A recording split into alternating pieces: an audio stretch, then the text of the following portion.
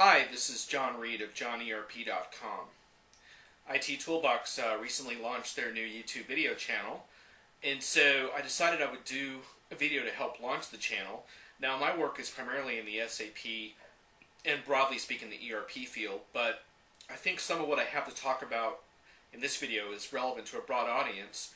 Now, the catch is I've tried to shoot this video on 3 separate occasions and bombed out a few times. This time I put together a few notes, a few cheat sheets to see if I can really nail it for you. But the topic is one that I used to cover a lot about breaking into SAP, though it's not just about breaking in, it's about what it takes to be an exceptional consultant in today's market. And it was inspired partially by conversations I've had with Jim Stewart of SAPcookbook.com, who does a lot with getting people into the field. And one of the big things that I run into a lot right now in SAP is there seems to be a conception that you basically can move over several job hurdles simultaneously. And in the past, that was definitely something that was possible because there was such a shortage of consultants that you really could take some shortcuts. And those shortcuts almost became bad habits. And now when people email me about their career dilemmas, I see a lot of signs that the lessons haven't really been learned. And one of the really big lessons is that you really can only make one job change at once. And that has a lot of implication for SAP consulting or almost any kind of consulting. And the reason for that is that on the one hand you have SAP domain knowledge and implementation experience. And on the other hand you have the consulting knowledge. And those are actually two different things. And so the problem that a lot of folks are running into is that a consulting firm isn't going to hire someone who's lacking both sides of that skill set. In fact, very often they're looking for both of them, but a lot of times you come out from a user experience and you really don't have that consulting background. So why is the consulting background important in and of itself? What does that actually mean? Well, one of the big things is that when you're a consultant, you've seen several projects in action once you get some experience. And seeing multiple products in multiple situations, solving business problems with the software, it just gives you a broader view. There's a value there, an advantage there that goes beyond working on just one implementation. And that's why previous consulting experience is so important to the larger firms before they hire someone. Now, I will point out that some people might dismiss this video at this point and say, well, I'm not interested in being a consultant, so this really isn't for me. But here's the thing. I think in today's day and age, when you're trying to really establish your value to a project, even if you're a full-time employee, you really should think of yourself as an internal consultant. So you're an advisor to the project. You're a trusted go-to person that people turn to when they get stuck on various issues. You're the glue that holds different functional and technical teams together. That's the consultant, always on the edge, learning new technologies, solving problems, bringing up issues. And I think that is a good way to think about one's skills, even if you're not really looking to be a road warrior or that kind of thing. Okay, so when you think about SAP product experience, the best way to get involved in SAP these days is often to get a full-time job working for a company, getting that implementation experience.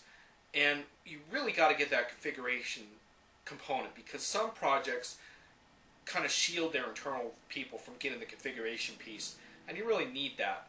Once you start getting that under your belt, get a few years of SAP experience, then you're more in a position to start tackling the consulting piece because you have one aspect of that skill set nailed now.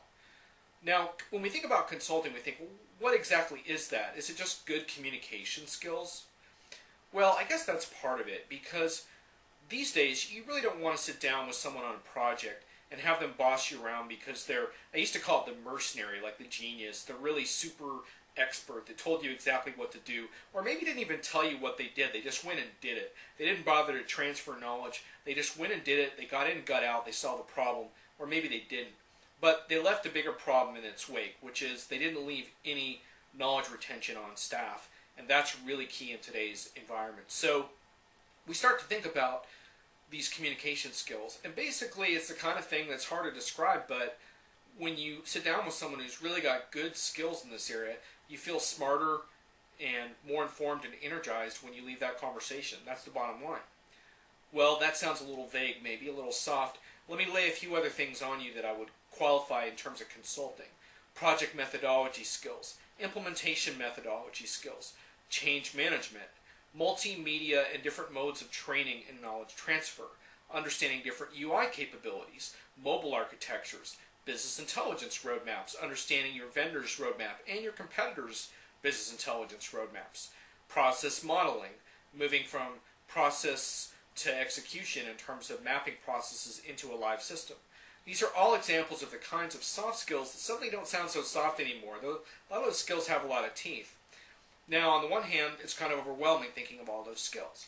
But on the plus side, that gives a lot of opportunity for self-education and self-improvement, whether or not you're actually able to find your ideal role right now. There's a lot of directions you can go in. It's not just about, oh, I don't have SAP experience, so I'm frustrated, or I paid for certification, but I didn't get a job, and I'm kind of annoyed about that. Well, there's a whole lot you can do inside and outside of the domain knowledge of SAP to get that other experience in consulting. And it's those two components that you need to really integrate together. And until you have both those components, the consulting side and the ERP domain expertise side, then it's going to be hard to find that, great consulting position. And keep in mind, you can't really become an independent consultant until you have a track record being a consultant with those two components in place. So it's really about a transition. And there's nothing wrong with that. It's just frustrating for some people who really want a quick fix and they want their dream job right away. And hey, I always tell people go for it, because the worst that can happen is someone turns you down or doesn't interview you. So go for your dream job. But if you get stuck, remember what I said today about breaking down these skills into steps. And I think you'll find, if you take a realistic view of the market, you're not necessarily losing out on your dream, but it's taking more planning and more execution and more gradual getting there step by step. And hopefully that'll get you through even in today's market. This is John Reed of johnerp.com.